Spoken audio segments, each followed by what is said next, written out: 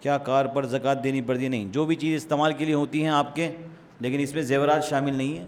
بہت لوگ کنفیوژن کرتے ہیں کہ زیورات کو شریعت میں نقدی مانا گیا ہے ہر جگہ، تو اس لیے ان پر زکوٰۃ ہے، لیکن آپ کے استعمال کے لیے سواری یا مکان ہے جس میں آپ رہتے ہیں اس پر آپ کو زکوٰۃ نہیں دینی ہے. کیا لیلۃ القدر میں کوئی خاص نماز ہے؟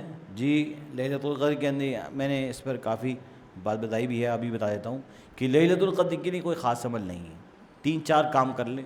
سب سے پہلے نفل پڑھ لیں، قرآن کریم کی تلاوت کر لیں، یعنی تاغراتوں کی بات ہے.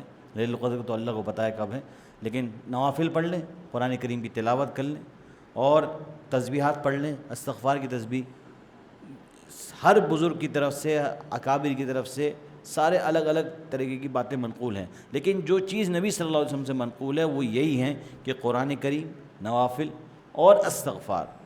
اور اللہم انک عفو کریم کیا ہے؟ بڑا آسان دعا ہے اور بڑی اچھی دعا ہے. اے اللہ، آپ معاف کرنے والے ہیں، آپ رحیم ہیں، آپ کریم ہیں، آپ سے بڑی ذات کوئی نہیں. تحب العفو، اور آپ معافی کو پسند کرتے، تو بس اسی بناسبت پہ ہمیں معاف فرما دی.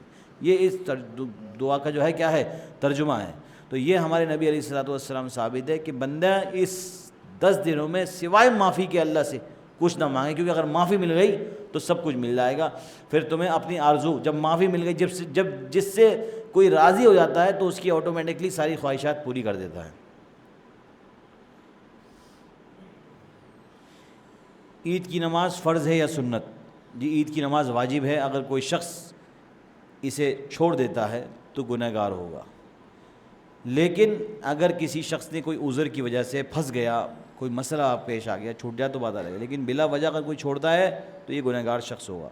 یہ واجب نماز ہے اور اس کی کوئی قدر نہیں ہے. اگر چھوٹ گئی تو چھوٹ گئی. عید کی نماز میں کتنی تکبیرات ہیں؟ اس کا تو اگلے ہفتے انشاءاللہ بیان کریں گے.